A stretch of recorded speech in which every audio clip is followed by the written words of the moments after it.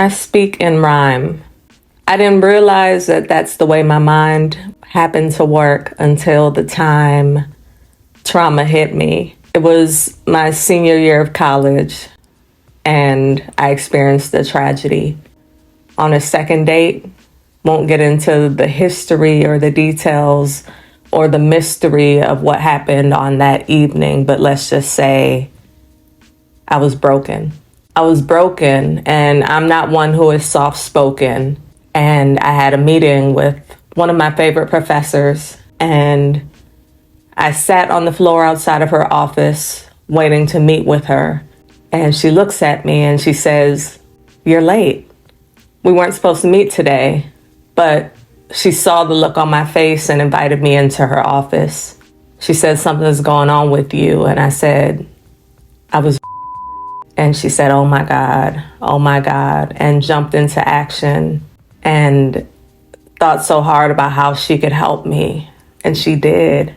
She asked me who I trusted, walked through the hallway, found a classmate, and got her to walk me to the student union to get a vegan lunch and an appointment with a therapist. A therapist who saved my life, a therapist who watched me heal, watched me become a wife, a mother, diagnosed with cancer. God, how I love her. You see how my mind works? One thing that my professor told me is that in order to heal, I need to tell my story by writing every single day.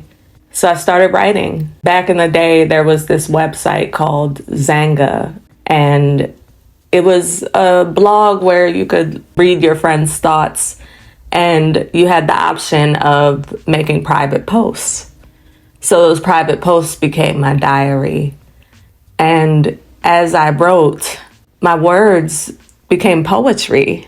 It was so wild to me, and I thought it's time for me to share these words with the world, so I started a blog. I called that blog Pearls from Pain because I learned that oysters get sand and that irritation causes pain inside their glands, I guess. I'm no scientist, but all I know is this is the way pearls come to exist.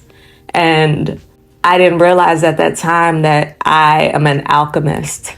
Last year with my book club, I read the book of the same name, The Alchemist by Paulo Coelho, and I didn't know how much that book would reflect my life, how I am virtually Santiago on my journey to achieve my personal legend. And one of the things that stuck out the most to me, spoiler alert, Santiago found the treasure, that mystery that he saw in his dreams right at the beginning. The opening scene of the book is where his treasure began, and my treasure began with words. I started reading at 3 years old, not interested in children's books, but newspapers, and I looked at every single textbook my parents had from college, romance novels my mom ordered and never read, herbal books, anything to fill my head with knowledge. In daycare, the kids bored me, so I hung out with the adults, learned to play spades, learned all their ways, and eavesdropped on conversations so that inside my mind I was grown in the body of a child. But I was still a child. Sometimes I still feel like I am still learning. There are days I feel like I know everything, and on days like this I realize I don't know shit. But I'm happy I exist, and I'm happy poetry exists. As a writer, I've been focused on joy. So much of my writing, because of the beginning, was focused on pain. It was focused on trauma. It was focused on the effects of race. It was focused on drama. But I have overcome so much in the last year, including fear, that I don't want to write anything sad ever again. I don't want to dwell on pain with my pen.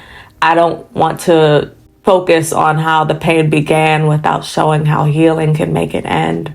I want to mend the broken circles in my life and in the lives of those who read the words that I write. To be precise, I want to live out my name. My first name, Farah, is how it's pronounced, not with the flat A that Americans gave me. Farahat in Arabic means joy and exotic beauty. So many years I thought I was melancholy, but I beat cancer last year and found a way to conquer that fear and smile and glow and look better than I ever knew I could. I never knew how strong I was until I was faced with death. And being faced with death showed me that my life is immortal. I want my words to be immortal. I want my words to give happiness and independence and reverence and bring people closer to God. Not just the God in the sky, but the God that exists inside each and every one of us. That is what I want for all of us. I want to live out my gifts and use them while they still exist. Use this voice because I have no choice but to speak up. Even when I try to bite my tongue, that voice inside of me says, girl, don't run from the truth. Say what you gotta say. And that's what I'm doing today.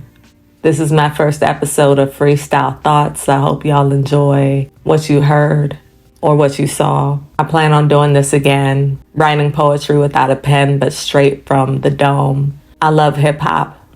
I find it as a home, so it makes sense that this form of expression feels like a therapy session, and y'all are invited. I feel excited. I hope you do too. Until next time, stay true to you. Stay well, stay blessed, and God will take care of the rest. Peace.